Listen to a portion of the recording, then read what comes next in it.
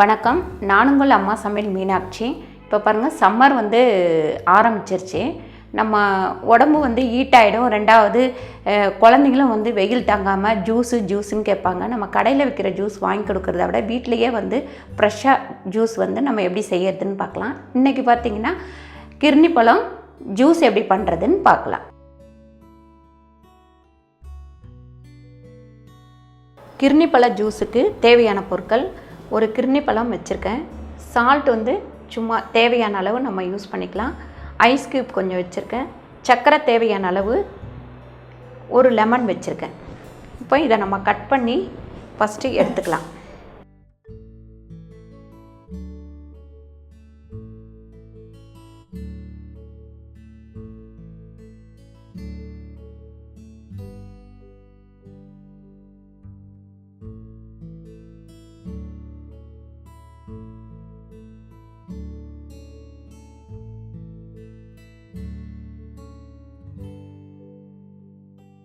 பாருங்கள், கட் பண்ணிவிட்டு இப்படி நம்ம கரண்டிலேயே இதை வந்து எடுத்துக்கலாம்.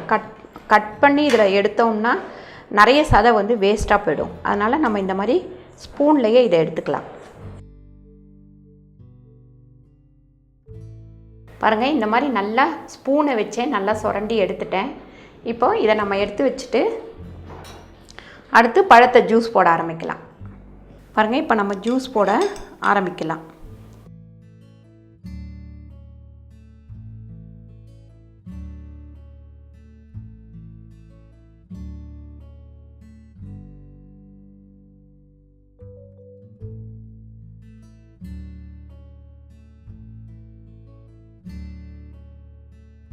இப்போ பாருங்கள், இந்த லெமன் வந்து நான் நல்லா கட் பண்ணி கொட்டையெல்லாம் எடுத்துட்டு விதையெல்லாம் எடுத்துகிட்டு வச்சுருக்கேன். இப்போ இதை வந்து இதில் புழிஞ்சிக்கலாம். பாருங்கள், இதை வந்து இதுக்குள்ளே நம்ம புழிஞ்சு விட்டுருவோம். அப்போ தான் எல்லாம் ஒன்று சேர்ந்த மாதிரி நமக்கு கிடைக்கும்.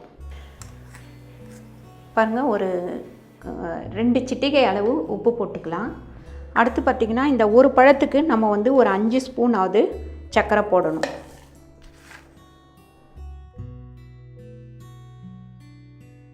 இப்போ அடுத்து இதில் மறுபடியும் நம்ம இந்த பழத்தை போட்டு ஜூஸ் போட்டுக்கலாம்.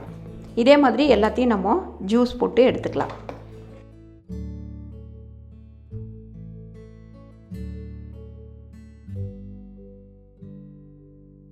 பாருங்கள், வெறும்ன பழம் மட்டுமே ஜூஸாக போட்டு குடிக்கணும் அப்படின்னா இந்த மாதிரி போட்டு குடிங்க.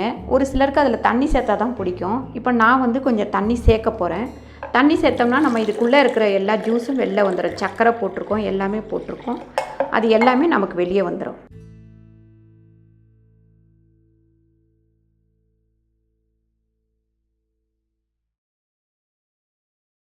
பாருங்கள், இந்த மாதிரி நல்லா ஜூஸ் போட்டு எடுத்தாச்சு. இதில் பார்த்திங்கன்னா அந்த லெமனோட டேஸ்ட்டு, ரெண்டாவது உப்போட டேஸ்ட்டு, இந்த சர்க்கரையோட டேஸ்ட் வந்து ரொம்ப நல்லாயிருக்கும். இப்போ நம்ம ஐஸ் க்யூபு இதில் போட்டுடலாம்.